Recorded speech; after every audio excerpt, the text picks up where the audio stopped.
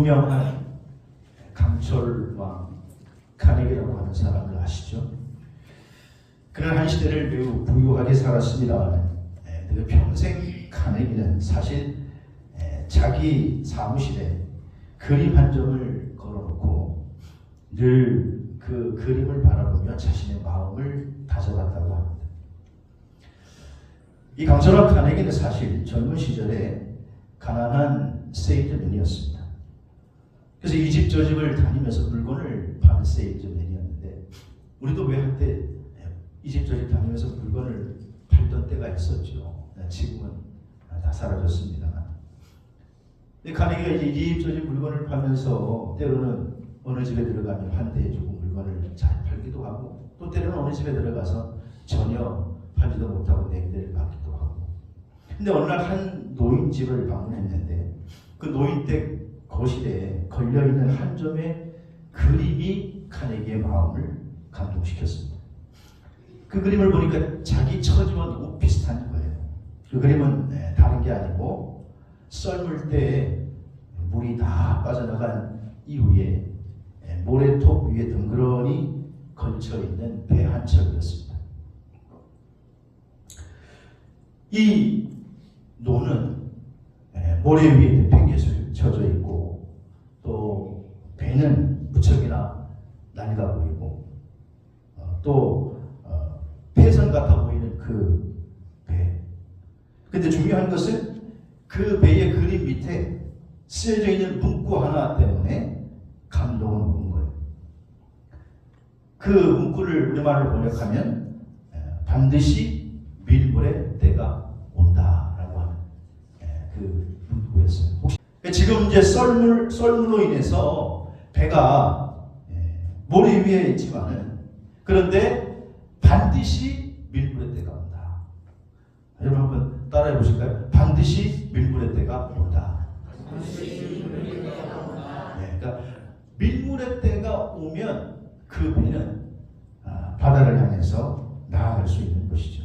이제 카네기는 그 배를 보는 순간에, 그래 맞아, 밀물의 때가 오면 그 밀물이 배를 띄울 것이고, 또 배가 다시 움직여서 그래서 자기의 사명을 다할 것이다. 그래서 썰물로 물이 빠져나가서 지금은 배가 꼼짝도 못하고 갇혀있지만, 그러나 나에게도, 내 인생에도 반드시 밀물의 때가 올 거야. 그래서 그 그림을 보고 그날 밤을 설쳤어요.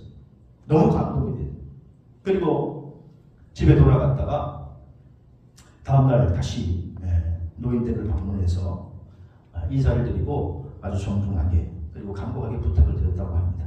어르신, 혹시 이 어르신의 이 그림이 저에게 너무 큰 감동을 줬는데, 어르신 세상을 떠나실 때는 이 그림을 꼭 저에게 주시면 안 되겠습니까?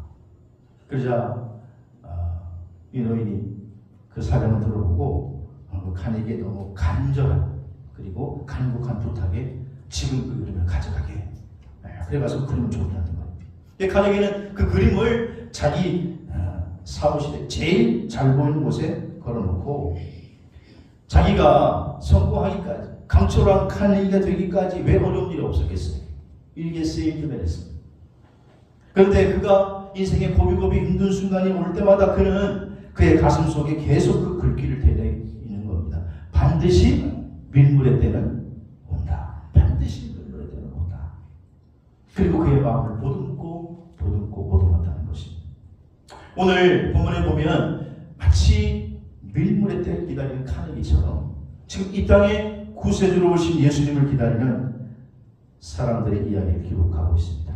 오늘 본문은 사가랴 부부의 이야기거든요.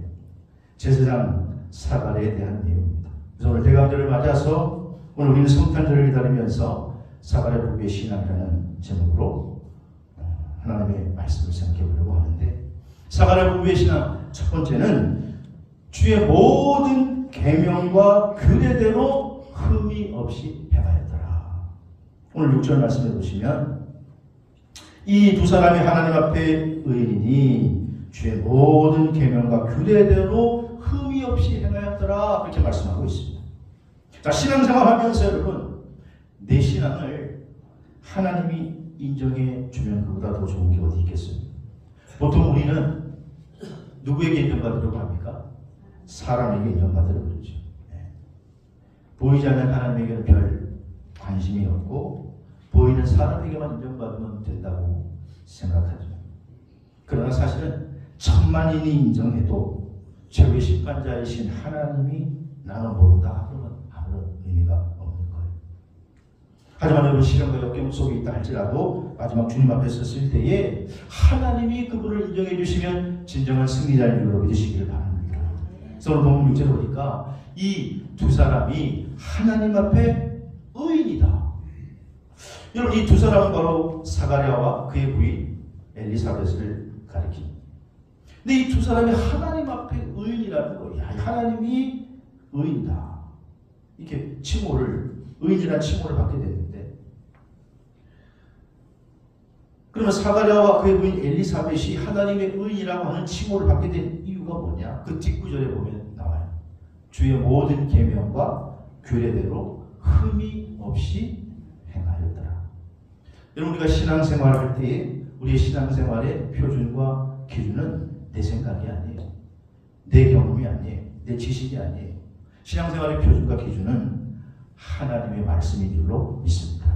그래서 사마리아 부부가 모든 계명과 규례에 있어서 흠이 없이 행했다. 그러니 하나님이 이 부부를 칭하는데 의인이다 이렇게 칭했다는 것입니다. 바라기는 하나님 앞에 섰을 때에 오늘 저와 여러분들이 이런 좀 칭찬을 받게 되기를 주의 이름으로 축원합니다. 그러면 더 이상 바랄 게 없어요. 여러분 신앙은요 말씀을 따라 살아가는 게 신앙이에요. 믿음의 조상인 아브라함이 하나님께서 주신 비전을 받았습니다. 너는 너의 친척 본토 아비 집을 떠나 내가 내게 지시할 땅으로 가라. 그곳은 보이지 않는 땅이었고 어딘지도 모르고 막연히 하나님께서 주신 말씀입니다. 그러나 그 말씀 속에 비전이 담겨져 있습니다. 창세기 12장 4절에 보니까 그런데 아브라함이 그 여호와의 말씀을 따라갔다는 것입니다. 하나님 말씀을 따라가는 것이 진정한 믿음이고 신앙인 줄로 믿으시기 바랍니다. 그랬을 때 하나님께서 아브라함을 책임져 주신 겁니다. 어떤 사람은 여전히 자기 경험을 따라가면서 그것을 믿음이라고 생각해요. 아닙니다. 믿음의 기준은 하나님의 말씀인 줄로 믿습니다. 내가 말씀을 따라 살아갈 때 하나님이 나도 복을 주시고 또 내 후손도 지켜주시는 줄로 믿으시기 바랍니다. 창세기 26장에 보면 아브라함의 아들 이삭이라는 사람이 가나안 땅에 거하다가 기근을 만났어요.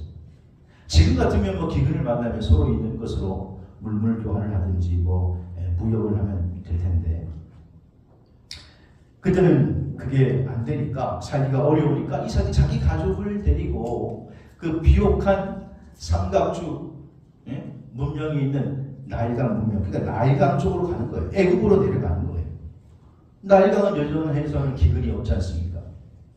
그래서 그는 나일강 쪽으로 애굽 쪽으로 내려가다가 보니까 가나안 땅 거의 끝자락 그랄까지 갔다 그렇게 기록하고 있습니다.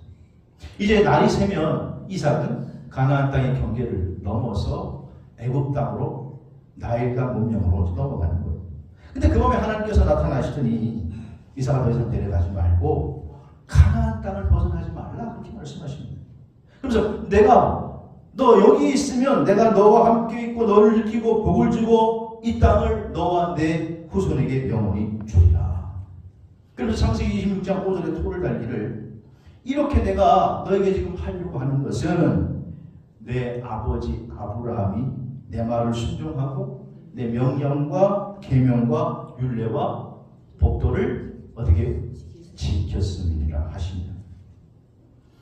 이삭의 아버지 아브라함이 하나님의 말씀을 지키며 믿음을 따라갔더니 하나님이 지금 아브라함 때문에 그의 아들 이삭을 지킨단 말이에요.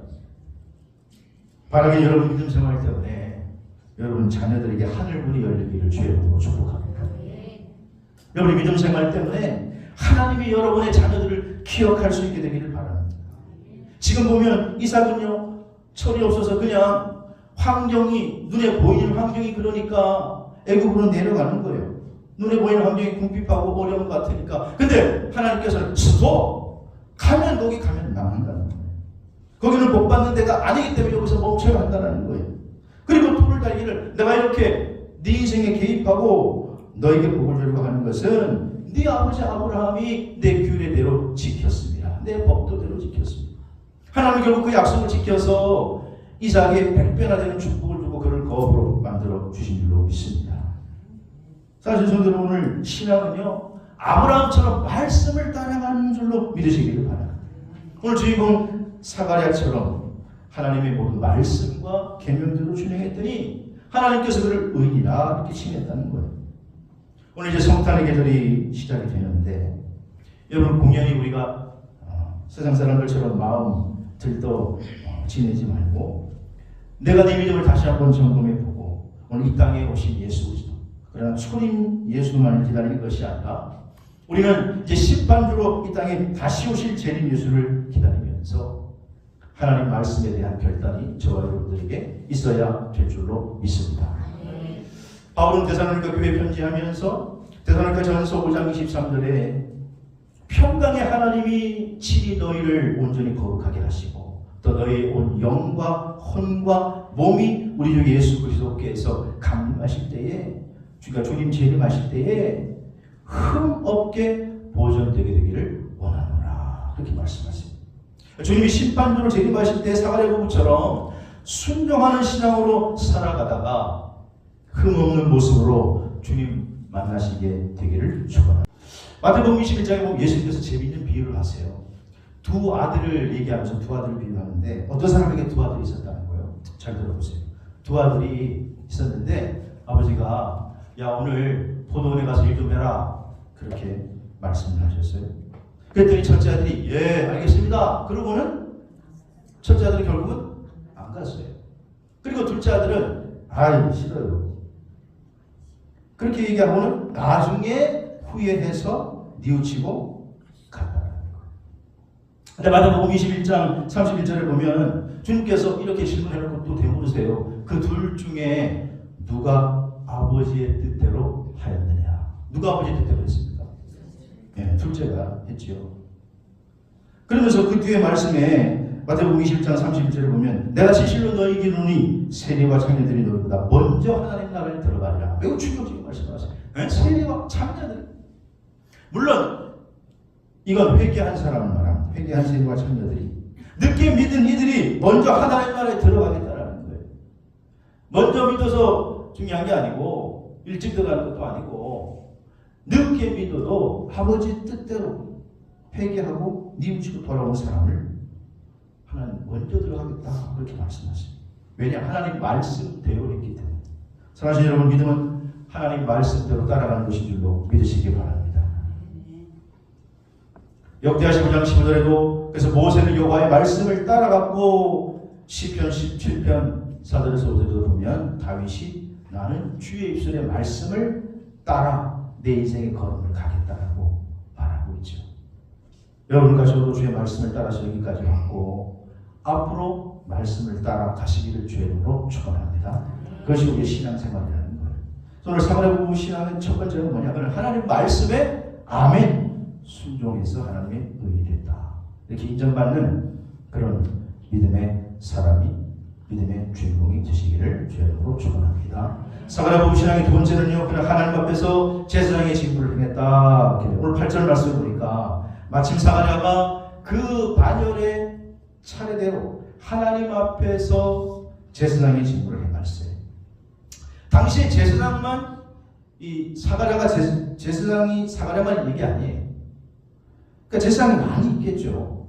근데 성전에서 그 직무를 행하게 될 때에 혼자 한 게 아니라 여러 명이 있으니까 제비를 뽑습니다. 유대인들 제사장은 제비를 뽑아도 자기 거기에 당첨이 되면 일정 기간 성전에 들어가서 일을 했는데, 보통 안식일에 들어가면 그 다음날 그 다음 주, 그러니까 들어가면 8일 동안 성전에 있다가 직무를 감당하고 나오는 거예요. 근데 사가랴도 지금 자기의 차례가 돼서 안식일에 들어가서 직무를 감당하는 거죠. 그러다가 거기에서 하나님을 만나게 되는 거예요. 오늘 보면 13절에 보니까 그때 천사가 그에게 이르되 내가 아들을 낳아주리니 그 이름을 요한이라 하라. 나이가 늦도록 아이를 낳지 못했는데 직분을 감당하다가 하나님 만났는데 하나님께서 선물을 주신 거예요. 그 아들이 바로 그 유명한 세례 요한이라는 거예요. 예수님의 길을 예비한 세례 요한의 부모가 된 거죠. 사랑하시는 여러분 교회에서 여러 가지 직분을 맡았습니다. 근데 그것이 그냥 교회에서 주었다 이렇게 생각하면 안 돼. 하나님 오늘 나에게 하나님의 일을 위해서 책임을 준 거다. 그렇게 믿고 충성해야 될 줄로 믿습니다. 골로새서 1장 25절 말씀에 보면 바울이 이렇게 얘기해요. 내가 교회의 일꾼이 된 것은 하나님이 너희를 위하여 내게 주신 직분을 따라 하나님의 말씀을 이루려 합니다. 직분을 따라 뭘 이루려 한다고요? 하나님의 말씀을 이루려 합니다. 디모데전서 1장 12절에도 하나님이 나를 충성되이 여겨 직분을 맡겼다. 그 주어는 하나님이에요. 하나님. 교회가 아니라 하나님, 목사가 아니라 하나님이 충성되이 여겨 직분을 맡기셨다. 고린도전서 4장 1절에 들어보면 그래서 맡은 자에게 구할 것은 충성이라는 거예요. 직분을 목사가 놓다고 하면, 교회가 놓다고 하면 힘들고 어렵고 또 때로는 형편도 힘들고 때로는 지금 사정도 그런데 충성하십시오 이렇게 말할 수 있겠습니까? 그런데 하나님께서 맡기신 거고 맡은 자에게 하나님이 구하는 것은 충성이라는 거예요. 교회 모든 직분을 하나님이 맡기셨다. 어떤 분들은 직분을 받을 때에 그래요. 우선 내가 자격이 없어요. 자격이. 내가 깜이 되지 않아요. 깜이. 자격으로 말하면 목사서부터 하나님 앞에 직분을 받을 자격이 있는 사람이 몇 명이나 있겠어요. 다 부족해요. 하지만은 그래도 하나님께서 나를 쓰시려고 나에게 직분을 맡기셨다는 거예요. 그래서 나를 쓰시려고 할 때 내가 아멘하고 순종하는 것이 믿음인 줄로 믿습니다. 그리고 아멘하고 믿음으로 응답하고 그리고 하나님 나에게 주셨다는 믿음을 가지고 감당하면 그게 복이 되는 거예요. 사마리아가 제사장의 직분을 그렇게 감당했어요. 그 감당했더니 하나님께서 선물을 주시는 거예요. 선물을. 오늘 예배 성사한 여러분 그런 주인공이 되시기를 주의 이름으로 축원합니다. 세 번째로 오늘 사마리아 부부의 신앙은요 주의 성전에 들어가 분향했다. 이건 예배드리는 신앙을 말해요. 오늘 보면 9절에 보니까 제사장의 전례를 따라 제비를 뽑아 주의 성전에 들어가서 분향하고. 여러분 제사장은요 직분을 감당하는 직분에 충성하는 것뿐만 아니라 이 사마리아는 주의 성전에 들어가 분향했다라는 예배했다라는 거예요. 다시 말해 성전에 들어가서 온전히 예배자로 그가 예배를 드렸다라는 거예요. 여러분 성도들에게 가장 중요한 것은 뭐냐? 예배의 줄로 믿습니다. 그래서 다윗이요 시편 17편 4절에 보면 내가 여호와께 말하는 한 가지 나는 내 평생에 여호와의 집에 살면서 그의 성전을 사모하겠다. 그렇게 얘기해요. 성경에는요 다윗이라고 하는 사람을 되게 많이 강조하고 믿음의 샘플, 모델로 많이 등장합니다. 근데 이 사람의 인생을 보면 어려움도 많았어요. 사실 어려운 고비도 많이 겪었어요. 시편 5편에 보면 그 시편 5편의 배경이 뭐냐? 이 시편 5편을 다윗이 썼는데 그 배경이 자기 아들을 압살롬이라는 아들이 너무 미남인데 능력도 많습니다. 그러니까 아마 욕심이 났든지 쿠데타를 일으켜가지고 아버지의 왕위를 찬탈하려고 해요. 결국 쿠데타를 일으켰고 아버지 다윗은 왕국에서 쫓겨나서 맨발로 도망가는 상황이에요. 다른 장수가 쿠데타를 일으켰다면은 속이나 덜 상할 텐데 자기가 낳은 아들이 지가 왕이 되겠다고 아버지를 죽이겠다고 군대를 일으킨 거예요. 그런데 이게 다윗의 심정이 얼마나 답답하겠습니까? 근데 시편 5편 1절에서부터 쭉 마지막 절까지 보면 다윗이 자기의 심정을 쭉 나열하면서 시편 5편 7절에 이렇게 고백해요. 오직 나는 주의 풍성한 사랑을 힘입어 주의 집에 들어가 경외함으로 성전을 향하여 예배합니다. 아니 지금 다윗이 예배할 심정이나 이거예요. 쿠데타에 지금 맨발로 쫓겨났는데 그럼 뭘 성전에서 예배를 하겠다고. 그래서 다윗은 기도할 때 하나님 저 원수 저거 아들도 아닙니다. 저 압살롬을 때려 죽여주시옵소서. 원수를 제하시고 나를 건져주시옵소서. 이렇게 기도할 것 같은데 그렇게 기도하지 않고 내가 주를 경외함으로 성전을 향하여 예배하리이다. 인간의 생존에 있어서는요 종교활동은 2차적일 수가 있죠. 그런데 다윗은 지금 예배하는 게 2차적인 것이 아니라 제1로 둔 거예요. 지금 아들 압살롬이 반역을 일으켜서 도망가는 상황입니다. 내일을 기약할 수 없는 상황입니다. 그런데도 그는 하나님께 기도하면서 압살롬을 제거해 주십시오라고 하는 게 아니라 예루살렘에 들어가 예배할 수 있게 해 주옵소서. 오늘 사가랴 부부도 이 다윗도 이들의 신앙은 예배를 귀중히 여기는 신앙이었습니다. 여러분 TV 프로그램을 보면 음식을 소개하는 그런 프로그램이 요즘 많이 나오고 하여튼 이 먹방, 먹는 것에 대한 것도 많이 나옵니다. 간단히 음식을 만드는 것들을 소개하기도 하고 또 유명한 음식점을 탐방하고 찾아가는 그런 프로그램도 많이 있죠. 그런데 음식을 만들 때에 가장 중요한 것은 음식 재료를 빠뜨리면 문제가 되겠죠. 예를 들어서 파전을 만든다. 어저께 파전 얼마나 맛있게 먹었는지, 네? 만두하고 파전을 아주 기가 막히게 제가 먹어가지고 너무 과식을 해가지고. 근데 이 파전을 만든다고 하면 파전 사진이 나오네, 그죠? 파전에는 뭐가 들어가야 돼요? 계란도 들어가고 오징어도 들어가고 해산물도 들어가고 당근 뭐 다 들어갈 수 있지만 가장 중요한 거는 파를 들어가야지. 파. 그래야 파전이에요. 그게 들어가지 않으면 파전이 아니에요. 동태탕을 끓인다 그러면 거기에 각종 모든 것들이 여러 가지로 들어갈 수가 있지만 가장 중요한 것은 뭐가 들어가야 돼요? 동태가 들어가야지. 그게 동태탕이라고 할 수 있는 거지. 그거 빠뜨리면 동태탕이라고 할 수 없는 거예요.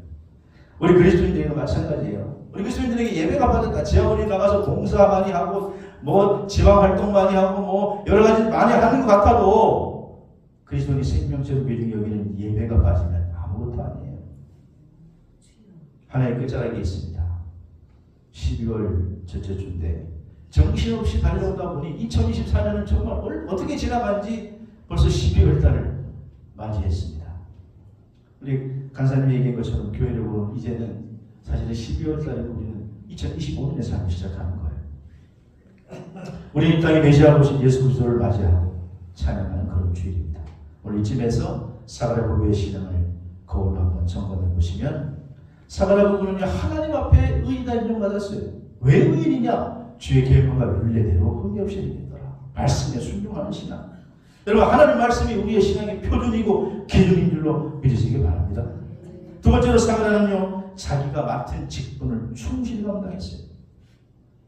하나님 그 자리에 계셔서 하나님께서 나를 한 해 동안 어떻게 쓰셨냐? 집사로, 권사로, 또 장로로, 목사로, 찬양대로 안대로 여러 가지 직임을 주셨는데 한 번쯤 점검해 보시고 직분을 잘 감당하는 충성된 여러분 되시기를 주의 이름으로 축원합니다. 그리고 주의 성전에 들어가서 사가랴 부부는 예배하는 자였다. 봉사하는 거로 끝난 게 아니라 예배하는 자. 그래서 직분을 잘 제사장 직분을 감당하면서도 본인은 하나님 앞에서 예배하는 자로 온전히 드리고 있다. 이 사가랴의 신앙이 저와 여러분의 신앙이 되어서 하나님이 우리 때문에 우리의 자녀를 축복하고 우리 때문에 우리의 신앙을 보고 그의 후손을 책임져주고 하나님이 우리 때문에 여러분 삶에 여러분 가운데 하나님께서 절대로 축복하시는 귀한 하나님의 백성들이 되시기를 주의 이름으로 축원합니다.